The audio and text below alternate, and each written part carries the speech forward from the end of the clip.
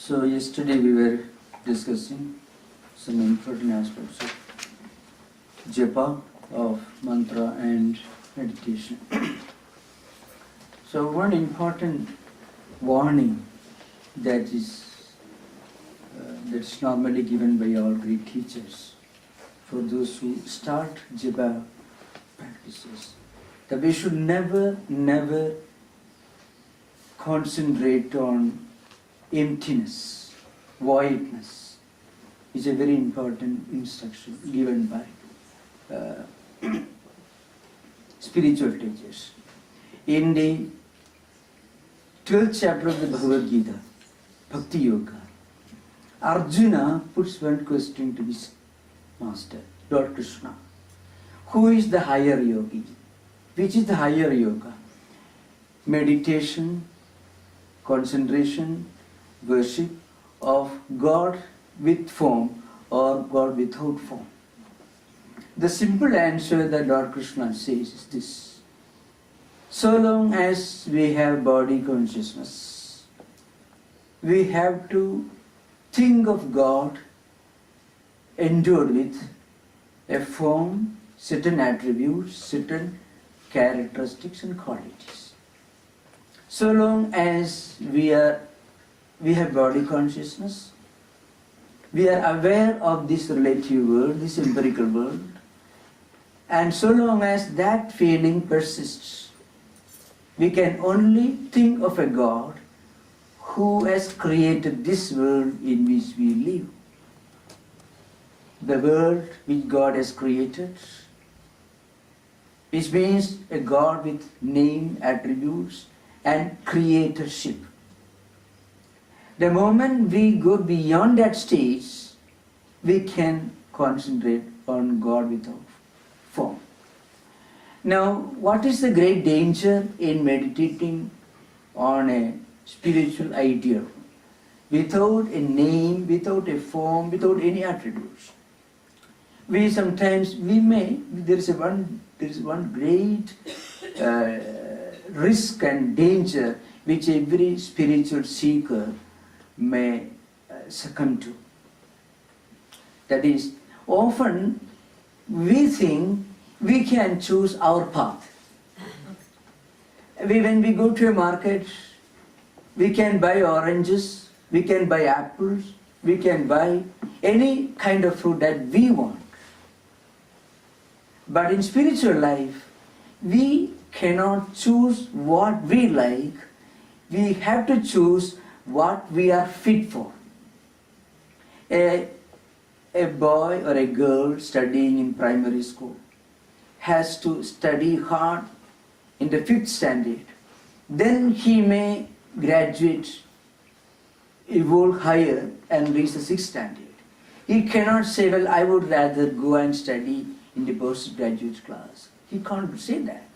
He has to evolve, he has to reach that stage. Similarly, in spiritual life, it is a matter of our evolution.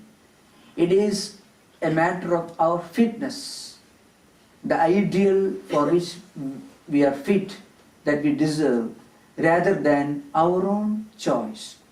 So, this is a great point that we have to remember. Often, some people reading some very abstract, profound, non-dualistic texts like Yoga Vasishtha, Ashtavakra Samhita, or Adhyalma Ramayana, or sometimes Gaudabada Garika.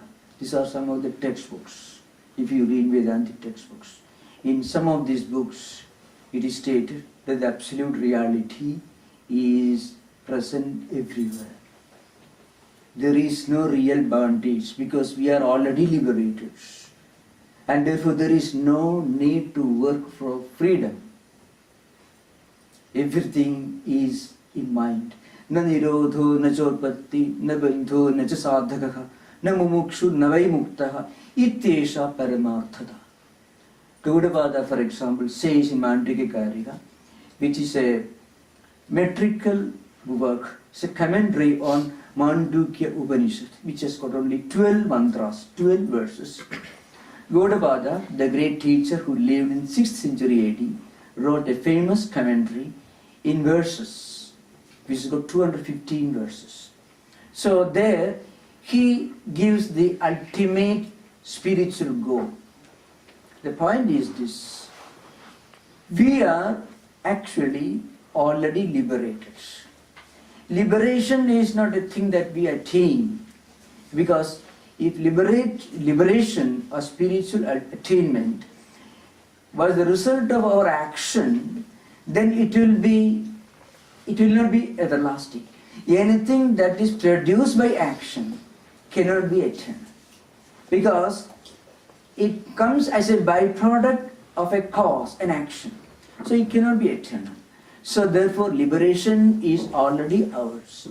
Even if we do not attain, even if we do not realize we are Brahman, we are Brahman. The fact that we are Brahman is not a result of our realization that we are Brahman. It is not dependent upon the realization that we are Brahman. In spiritual practice, what we attain is, we remove the wrong notion that we are not Brahman. We don't attain the right notion that we are Brahman, because it is already ours. What we attain in spiritual practice, through spiritual practice, is to remove the wrong notion that we are bound, that we are not free, the wrong notion that we are not liberated. Liberation is something that we have to achieve. This is the wrong notion. This wrong notion is negated, removed through spiritual practices. This is the ultimate, the last stage of Vedanta philosophy, non-dualistic philosophy. But it is not for the beginner. You can read it, but you should not assume that you have reached that stage. There is a great problem. That is the trick that intellect plays. Some people read some wonderful spiritual classics. So we are Brahman. So then we don't have to do anything. We don't need to pray. We don't need to attend retreat programs. We don't have to meditate. We don't have to do any japa. We are already Brahman. You are Brahman, I am Brahman, everything is Brahman. There's nothing to do after all. So this is a great danger, because mind plays tricks. Our intellect reads something and recognizes something and gets an intellectual concept. It's only conceptualization of the truth, not experience of truth. There's a great difference between conceptualization, intellectual cognition of an ideal, and a real attainment in experience of that ideal. Sometimes we read some wonderful books. In fact, you used to be very careful. Sometimes some great teachers, some people call them the so-called great teachers, which I don't use that adjective, of course. They'll come and tell you, well, you are already Brahman, nothing to achieve, nothing to work for. So everything, we are God himself, God is sitting within us. There's nothing to do. Now, with this idea in mind, we sometimes try to live in the world and we fall in a pit. The reason is, mind is far behind. Intellect has gone ahead, long distance. But we don't live at the intellectual level. Nobody in the world lives at the intellectual level. There is only one purpose for the intellect: to conceptualize, to cognize. What we live, what we experience, what we feel, all these emotions are at the mental level. So 99.9% of our life is at the mental level. Mind is not yet ready for this highest idea, but intellect has already grasped it. So sometimes we delude ourselves into thinking that it has become a fact of experience to us. That's why sometimes we go on analyzing, logically analyzing these ideas. So great teachers are given one strong warning. Sri Ramakrishna says, keep this jnanam in your pocket. If you are wearing a dhoti in those days, that's what Sri Ramakrishna says. Keep it somewhere. Don't take it out when you live in this world. But when you have a problem, you refer to this. That's the idea behind. So this jnanam, this ultimate spiritual truth should be understood, should be recognized as a remote, distant goal to be reached, but should not be mistaken to be a fact of experience. That's a remote, distant goal yet to be attained, to be achieved. But our mind is far behind. Now, how to bridge the gap between where the mind stands and where the intellect stands? How to raise the mental level to the intellectual level? It is for spiritual sadhanas. All spiritual practices, reading scriptures, japa, meditation, prayer, meeting holy persons, discussion of spiritual ideas. All these are different attempts to raise the mental level to the intellectual level. That's why Sri Ramakrishna says, you can live in this world. So, when you live in this world, keep this ultimate spiritual knowledge somewhere with us, within us, and then work in the world. Because this will guide us, but we should not delude ourselves into thinking that it has become a matter of real experience. That's why it is stated that japa practices have got two byproducts. One is exoteric, the other is esoteric. Exoteric means it awakens a spiritual sense in us. We develop a faculty to look at the world, look at our own life from a spiritual angle. So the spiritual attitude is the exoteric effect. And the esoteric effect is, it opens as a new field of awareness. Means, we ourselves start our spiritual journey. We feel that we are taking a new direction in spiritual life. So these are the two advantages. And sometimes you may read in in important books that japa awakens Kundalini Shakti. Is a kind of force which a special power of serenity. When we do japa, we get energy. We get a feeling of fulfillment. But along with this fulfillment and energy, we also get a feeling of serenity. Otherwise, it becomes excitement. So this is a great commentators on mantra shastra. Shastra means the science of mantras, repetition of mantras, the dynamics of mantra practices. They point out this fact. So when we do mantra japa, repetition of mantra in a proper manner, it awakens, it creates a special power of energy coupled with serenity and peace. That's the main difference between excitement and the feeling of energization as a result of mantra.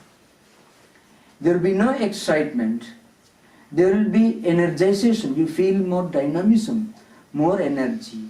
But then, along with this energization, we feel a kind of inner tranquility, inner poise, inner serenity.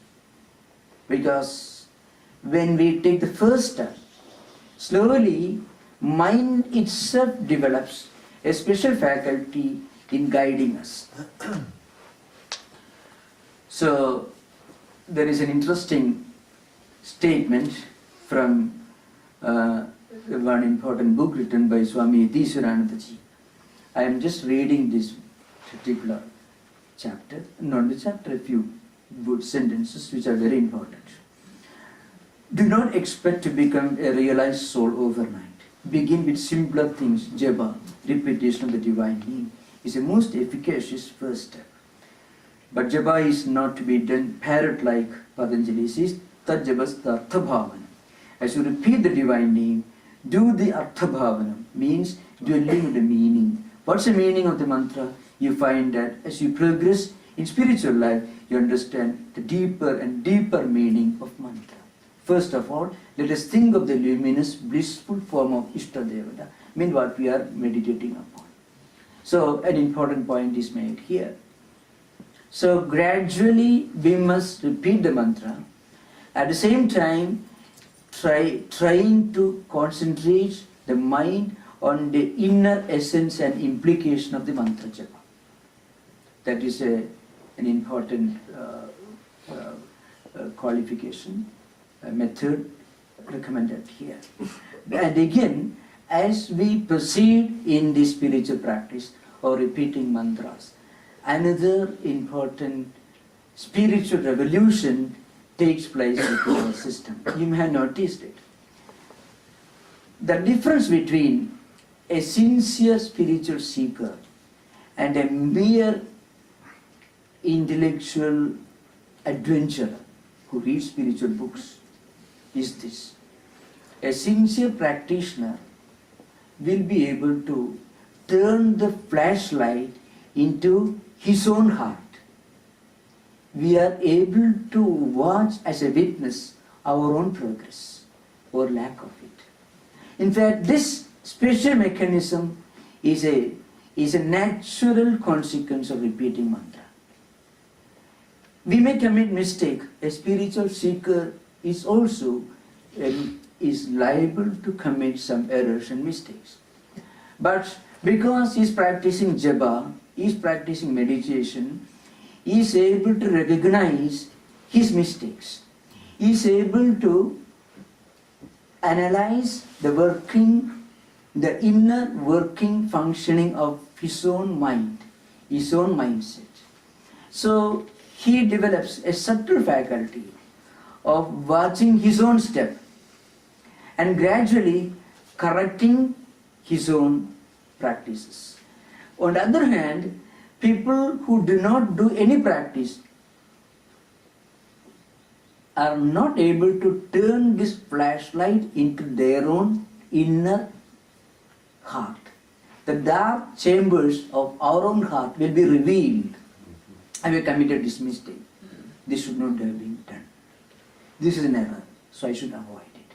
This conviction, this self-analysis, self-correction is natural. It becomes a natural quality of every great spiritual seeker.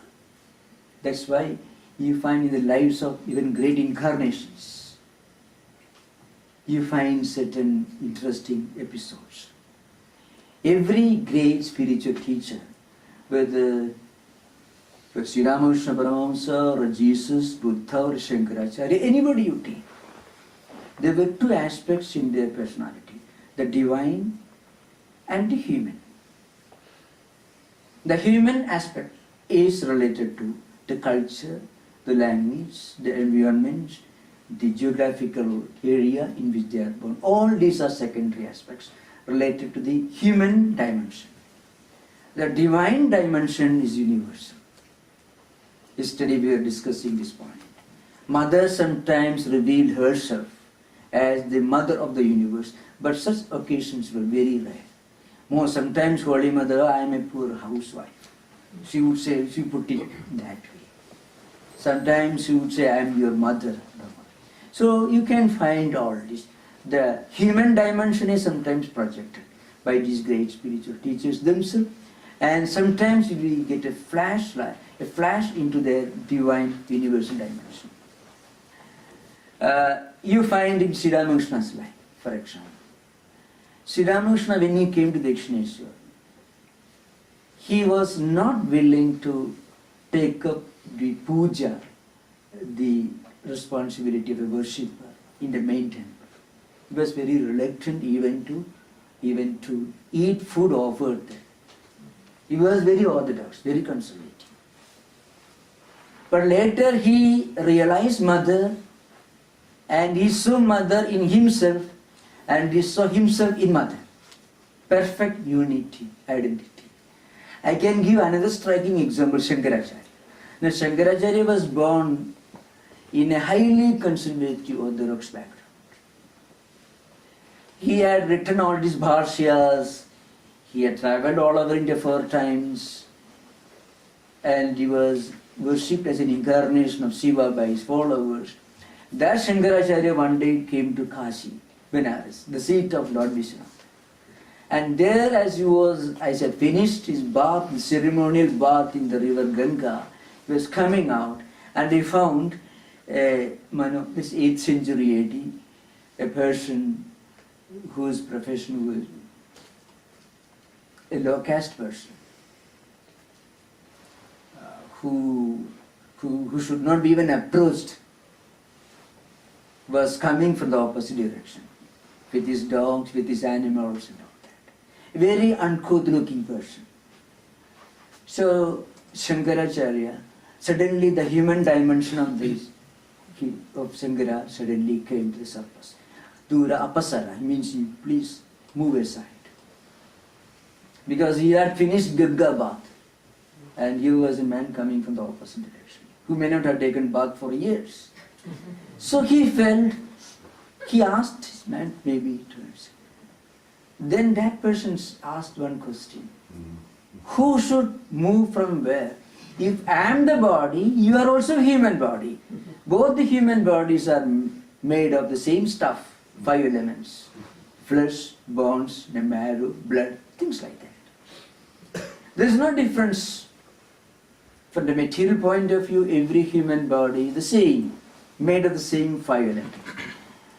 Okay. What about Atman? Atman is the same everywhere. Your Atman, my Atman, it is all pervading, omnipresent. The same Atman dwells in all. So this poor man spoke only a few words. That was enough for Shankaracharya to turn the flashlight into himself, and he realized the truth. And he looked to Ishwar himself. He vanished. So you find in all great spiritual teachers the human dimension and also the divine dimension. So Jesus Christ as a youngster went to the temple and took a whip and drove away the moneylenders. But the same Jesus Christ was the very embodiment of non-violence, mercifulness, kindness and compassion later. So you find, of course this is one way of looking at the whole thing. In all great spiritual teachers, you find the human dimension and also the divine dimension. Now, of course these are classic examples taken from the greatest teachers of the world. In ordinary spiritual seekers also, you find the subtle inner faculty suddenly awakens. The ability to turn the torchlight into one's own self. The inner dark chambers are revealed and we are able to make the necessary corrections. So this faculty is a natural byproduct of the practice of japa. So, but then often japa at the beginning, the practice of meditation and japa is often done as a ritual. It is certainly much better than not doing anything at all. But then the great teachers and philosophers of Mantra Shastra, they insist that you can start your spiritual practice in a very, very ceremonial way. But that is not the end of the goal. It's called the Vaidhi Bhakti or whatever. It means ceremonial, ritualistic. Every day you get up, you do mantra, japa, repetition of mantra for a few hours, or worship or meditation, whatever. So also in the evening, exactly at the same time. There is one great danger in this practice is, we sometimes misinterpret the beginning as the end of the journey. That's one great danger. The ceremonial practice is one way of diverting the mind from sense objects. It is a grand way of beginning. Just as we need a very good kindergarten to start our education. But we don't keep going to the kindergarten for decades. We don't stop our education at the kindergarten level. But then in the beginning the children should be forced to go to kindergarten. Otherwise they will be playing all the time, they won't have any kind of education. So they should be asked, cajoled and forced, compelled to go to a kindergarten, primary school. And for that you have to follow certain rigid rules and regulations in spiritual life. Exactly one particular time, particular day with that. But then sometimes some people misinterpret this as the end of spiritual. So in that case, so spiritual life is not like life in a military barracks. We have to start with ceremonies, but you have to go beyond ceremonies. That idea should be kept in mind. That's why Lord Krishna makes an interesting statement in the Gita. At the beginning of spiritual life, one should practice moderation in everything. No extreme in anything. So in eating, in working, in taking rest, in sleeping, in everything, we should be moderate. Yukta ahara viharasya, yukta cheshtasya karmasu, yukta swapna avabodhasya, yogo bhavati dukkha. This is a Sanskrit verse, Gita. Dukkha means that which destroys sorrows, that solves all problems in spiritual life.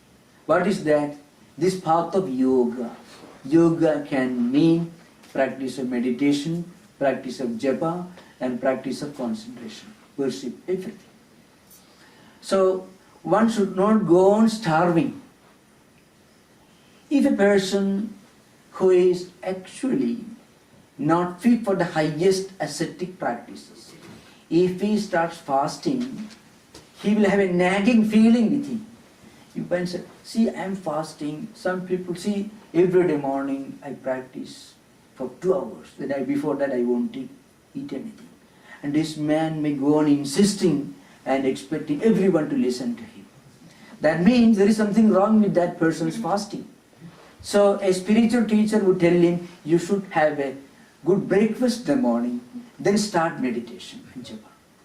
Instead of complaining or instead of boasting or nagging about hunger or ascetic practices,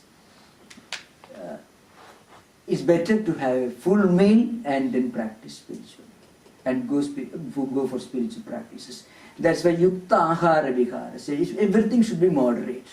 So food should be moderate, fasting, extreme asceticism is not allowed in the path of yoga. You can get the wonderful illustration in Buddha's life. It's a classic example. Buddha himself was a great exponent of moderation in everything. Madhya Pantha means the middle path. When Buddha left his palace, he was 28 years old, leaving behind his wife, his kingdom, his little son, all he left behind.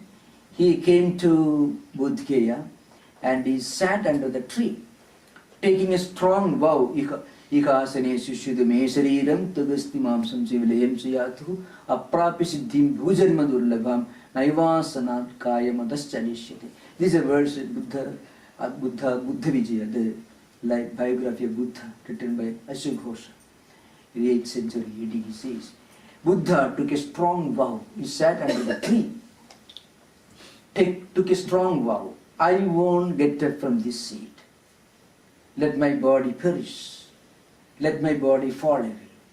But before I reach the ultimate spiritual goal, I will not get up. And what happened? One day, Buddha was trying to take bath and come out of the river. He almost fell unconscious because he had become so thin, so weak, so fatigued, so exhausted. That moment Buddha realized, this is not the path to spiritual perfection. He became an exponent of moderation. So, it is very clearly stated that every spiritual seeker should desist from overindulgence and he should also desist from over asceticism. both becomes a hindrance in spiritual life. If a person overindulges himself, his body takes over. His bodily illness, bodily sickness, his attachment to bodily pleasures will become a great stumbling block, dragging his mind down to the level of a brute. And if he practices too much of asceticism, what happens? And if he is not really fit for it, then his hunger will remind him, his stomach will remind, look here, you are not given me food. So he'll be thinking about food instead of thinking of God. Of course, these are all lessons for the beginners, we must understand very well. Those who have reached beyond the stage of the spiritual evolution, for them, feasting or fasting makes no difference. We are here talking about the beginners in spiritual life. So hunger can be a great hindrance. Overindulgence also can be a great hindrance. That's why it is stated in, this one should practice moderation. Somebody raised a question in an informal conversation yesterday after the class. The question was, why should we sit with eyes closed while doing japa or meditation?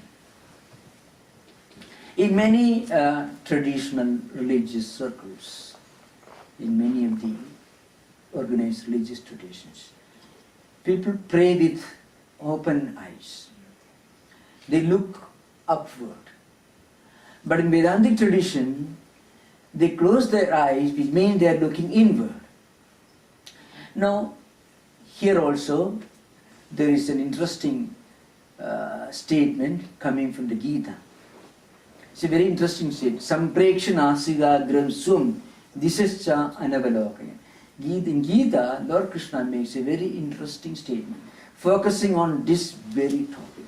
Why should we close the eyes? The meaning of the statement is this. When we sit for meditation or japa, if our eyes are opened, then the eyes will drag our mind towards visual objects, and that will be a terrible distraction, an obstruction. And if a beginner in spiritual life completely closes his eyes, then he will feel only total darkness. That could make him go asleep. Nidra, sometimes called laya, is designated as a great hindrance for all beginners.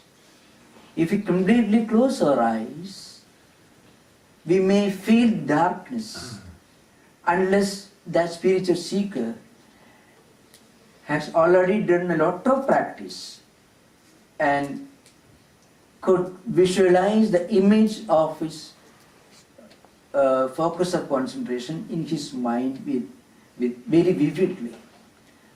If he has not reached that stage, he will only experience total darkness.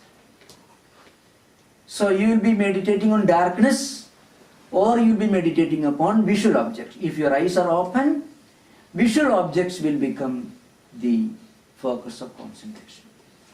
If the eyes are closed, then what happens? We may go to sleep, or we may not be able to concentrate on anything. So we should not go to sleep. At the same time, our mind should not be dragged into visual objects by the eyes. Eyes should not drag our mind towards visual objects. Now what to do? So Shankaracharya, commenting upon this mantra, says,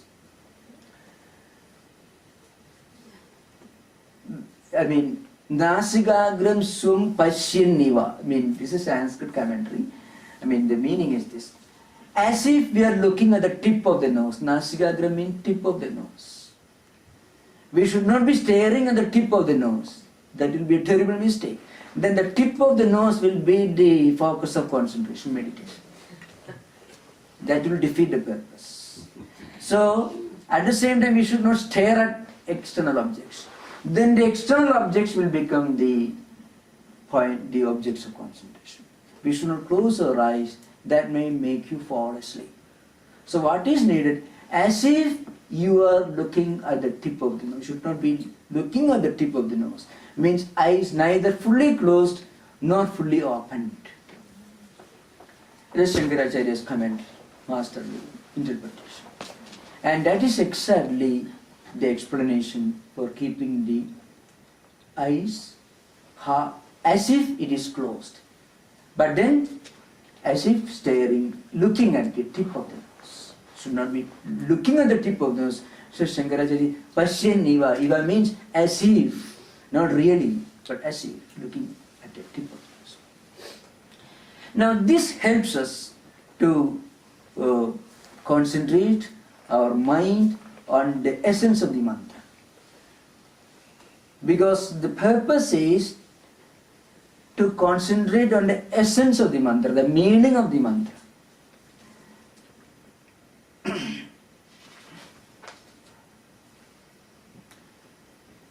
Now, there are a few practices generally recommended for the beginners. One common practice traditionally, and that is being going on among many sampradayas, many types of groups, many groups. One is this, they do loud chanting recitation to the accompaniment of drums and cymbals and musical instruments.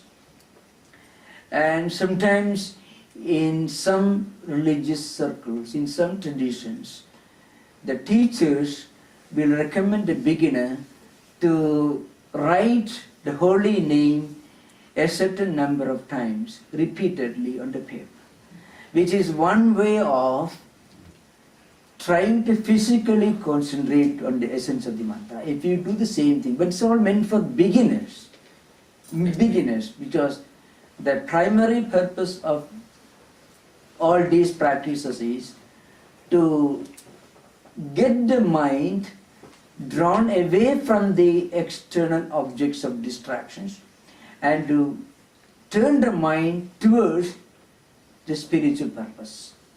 As I said yesterday, there are so many points of concentration, so many points of focus in the external world.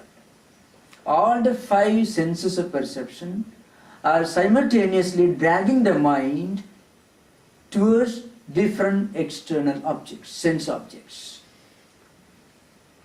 So there are innumerable focuses, points of concentration in the external world.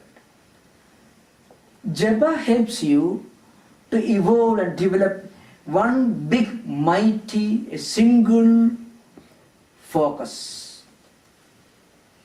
So Likhita Japa sometimes called going on writing the holy name repeatedly number of times. That is one kind of physically drawing the senses away from the external objects towards this mantra and also towards the meaning of this mantra.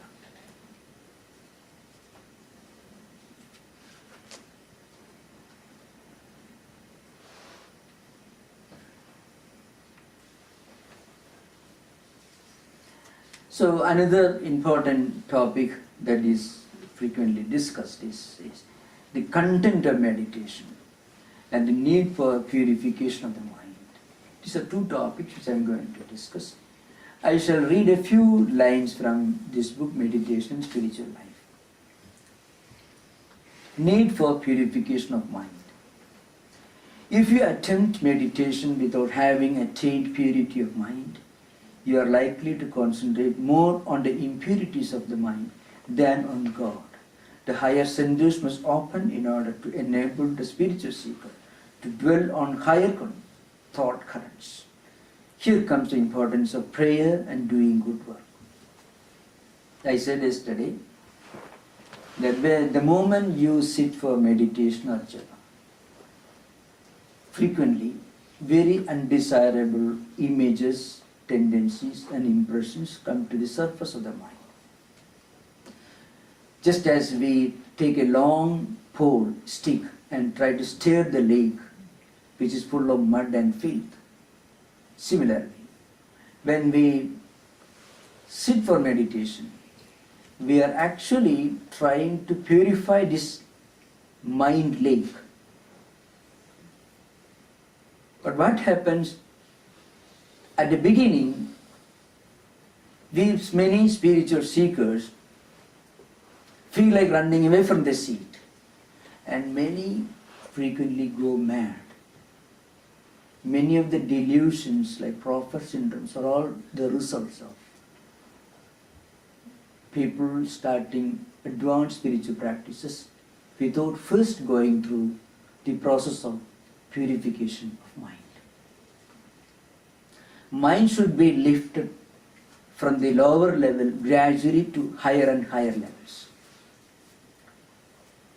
For 12 hours, 10 hours, we go on working and accumulating thought currents, images and memories and tendencies through conversations with people, through reading books, by seeing undesirable images and pictures, listening to undesirable words, which all creates a parallel impact on the mind. So mind is full of mutually conflicting ideas and tendencies. With this mind, if we go and sit and immediately start to meditate, what really happens? The moment you sit, the moment you become physically inactive, mind immediately becomes hyperactive. If you are physically working hard, part of the mind stuff will be busy concentrating on the work you are engaged in. But when you physically become inactive, mind becomes suddenly hyperactive. And how does the mind function? The mind will be dwelling on, thinking about, focusing on the tendencies and impressions that we have gathered just that particular day, or maybe during the earlier weeks or months. Even many people suddenly remember things which they may have done maybe 20 years, 30 years earlier when they seek for meditation. They would not have thought of these things. So, this problem should be avoided. And there is another danger which